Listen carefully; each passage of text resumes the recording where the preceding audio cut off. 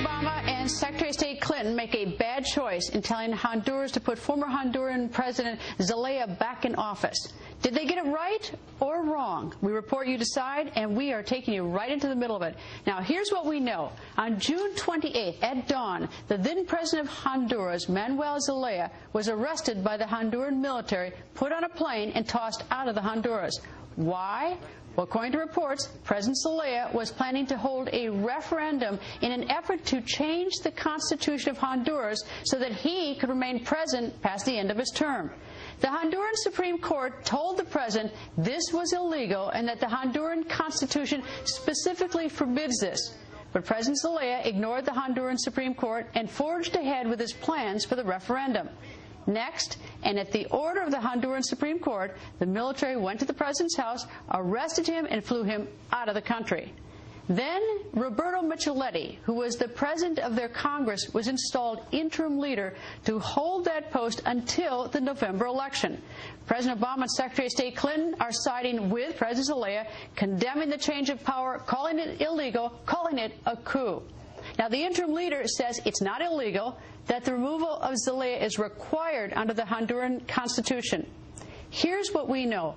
Article 239 of the Honduran Constitution reads as follows. No citizen who has already served as head of the executive branch can be president or vice president.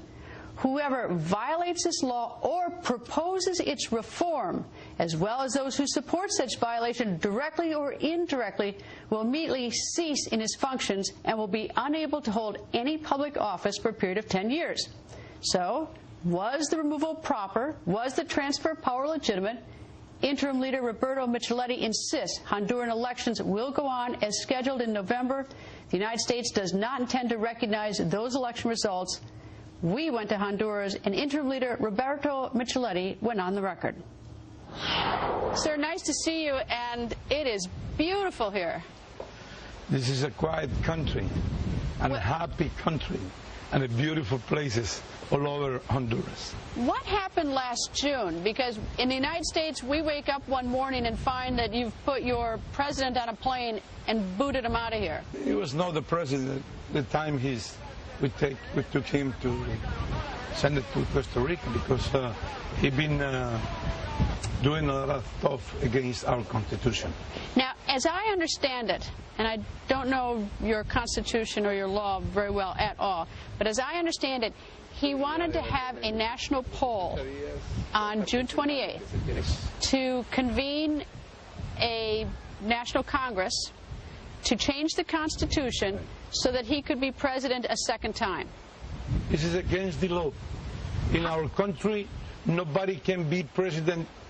If he is president for one time, he never can rule for president again. If you wanted to change the Constitution so that you could have 2 or 3 or 4 terms, how do you change the Honduras Constitution? You cannot change the Constitution ever? Ever. There's no way to amend it. Since 1980 to 1982, the constituyente is who make the Constitution. And they thought someday they're going to be a big men who are going to try to change the rule in our country. It's why they support 2 or 3, 4 articles in the Constitution that is not allowed to be a president again. Are you saying that he was a bad president or a crooked president? Both. Both? Both. Crook. He's a crook. He's a crook. We can prove that. Okay, how? We can prove that. We have what he ordered to one of his ministers, to Secretary of State, to go to the bank, central bank, to subtract from the bank 40 million lempiras in cash. How much is that in dollars? Any idea? Well, $2 million. Okay. We're a poor country. What did he do with it? Nobody knows. Does he have any defenders? Anyone saying it was wrong, he should still be president? Yes. What kind of, I mean, what jobs, people holding what type of... Our best friend in the United States has been saying that he's supposed to come back. Who's that best friend? Well, the government of the United States. And so your view is that President Obama and Secretary Clinton don't have the full story. That's your view. They don't know. I'm sure they don't know. the tourist history. Have you ever met President Obama or Secretary Clinton? No, no, no. I admire them, but never in my life. One day I have a telephone call from Mrs. Clinton. What did she have to say? No, she asked me to find out the way to return Mr. Zelaya the power. What did you say? No. Well, since that call, the United States has cut off $31 million to this country. Yes. What do you think about that? We have a commission, went to the United States to try to talk to the congressman to explain, but we find a big wall. They insist, and the OEA says we have a coup, a military coup, and it's not true. We are in the power, the civilian, we are in power. Are we going to go to the election the 29th of November? Are you running? No, I'm not.